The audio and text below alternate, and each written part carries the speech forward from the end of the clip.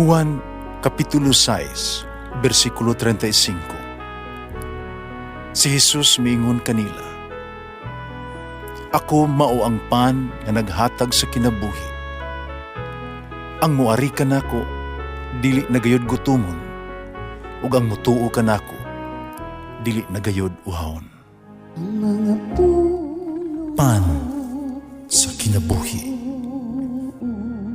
maglikon unta sa mong pagtuo o gagaka kami sa pagtuman sa imong mahal nga kasuguan.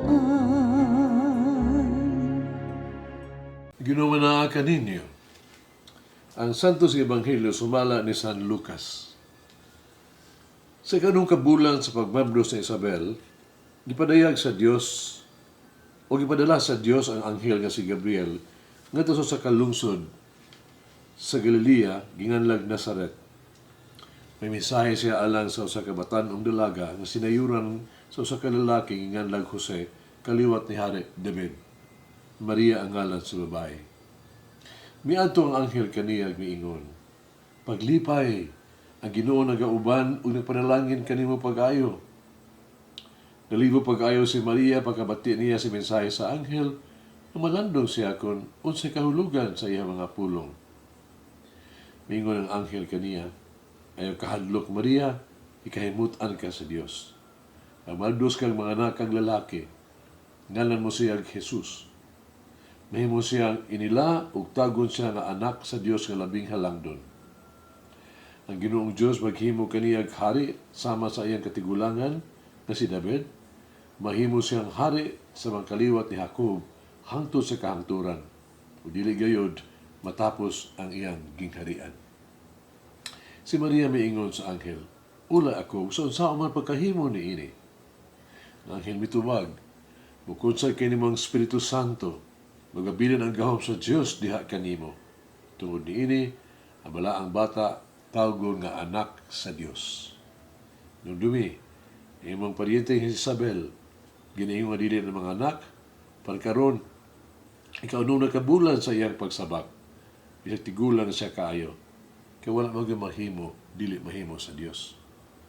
Mingon si Maria, "Sulugon ako sa Ginoo, may tabuon ta kanako ang imong gisulti." Umibiya ang anghel kaniya. Ang Ebanghelyo sa Ginoo. Pasalamati ang Ginoo kay siya maayo, ang iyang gugma mulungtad hangtod sa kahangturan. Pasalamati ang Dios sa tanang mga Dios, ang iyang gugma malungtaron. Pasalamati ang Ginoo sa mga Ginoo, ang iyang gugma malungtaron.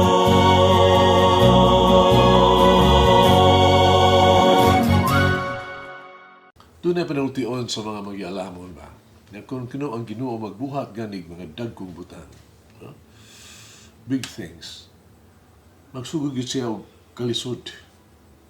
Pero kung siya magbuhat gani og mga kaibulungan, magnificent nga butang, magsugod siya og mga imposible. Kining panultion naghulagway kini sa kinatibuk-an nga sugilanon of the story of Christmas. Nagsugod kini sa usa ka imposible, ang Dios nga nahimong tao. Imposible.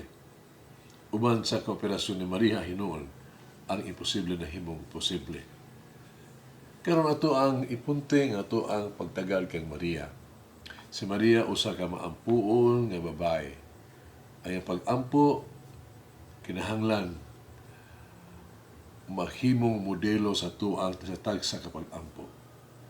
Usa man di ang pag-ampo alang kang Maria. Una, para kay Maria, ang pag-ampo mo ang pagpaminaw sa pulong sa Dios. Ang Ebanghelyo nag-ingon, ang manulunda, mingon kang Maria, maghimaya ka usa ka pinalabi, the favored one, ang Ginoo anaa kanimo. Panalibog siya pag-ayo sa gisulti sa manunundag. Kung usa kaha kini ang matang sa pagtibaya. Si Maria wala makasabot sa mga pulong sa manulunda sa silugdan. Nabusa, iyang malandungan kini. Kini mao lamang ang sinugdanan. Sa tibuok niyang kinabuhi, kanunay siyang naminaw sa Dios, sa pulong sa Dios. Sama kang Maria, pagapaminaw kita sa tingog sa Dios kung hupta nato ang kahilom sa kinabuhi. Kinuha para kang Maria, ang pag-ampo mo ang pagkisulti, communication with God, sa Ginoo. Sa pagbasa sa Ebanghelyo, si Maria miingon, usa ang pagkahimo ni ini nga wala man ko'y relasyon sa usa ka lalaki. Kung may malandong sa mga pulong sa manulunda, si Maria dayon mipatinaw sa Dios.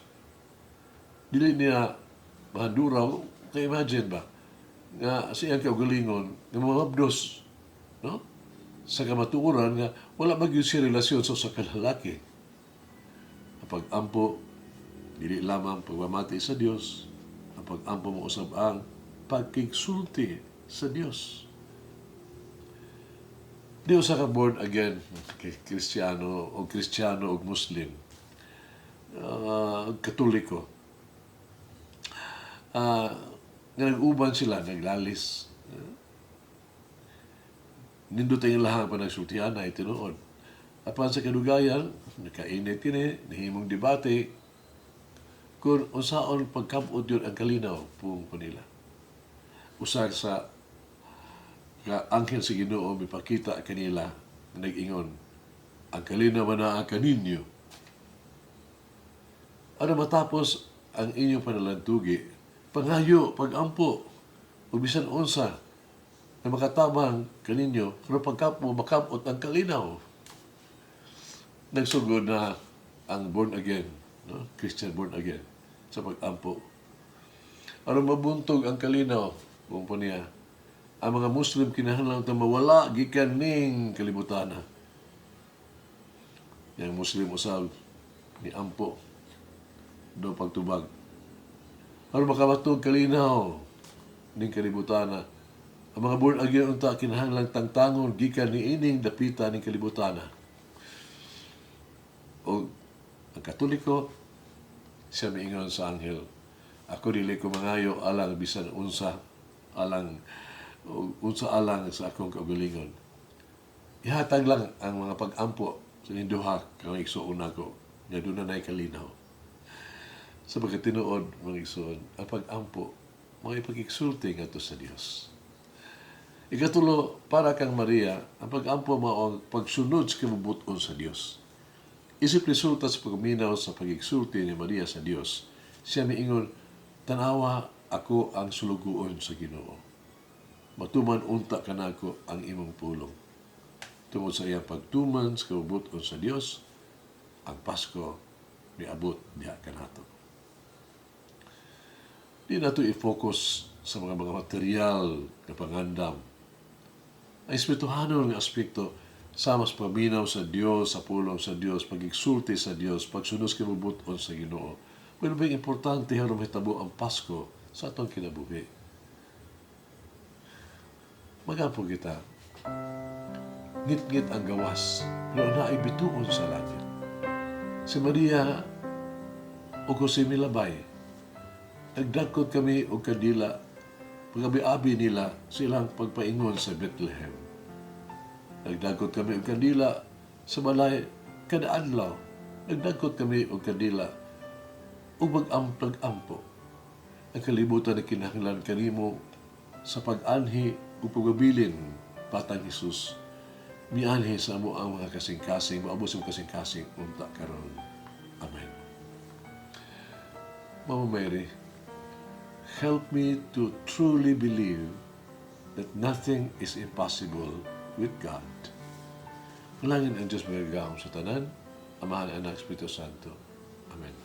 May the Lord of the divine mercy bless us all, heal us from all diseases and suffering. Ayun unta niya kita, tanang mga sakit na sa lawas, o sa kalag, body and soul. In the name of the Father, the Son, and of the Holy Spirit. Jesus, I trust in you. Amen. Whoever eats the bread of life will never hunger, says the Lord. Kay galaan inyong nabati ang pagpaambit ug hamubong pamalandong sa pulong sa Dios pinaagi sa tulumanon pan sa kinabuhi nga gidumala ni Monsignor Daddy Silva. Hangtod na usab sa sunod higayon, daghang salamat. The bread of life.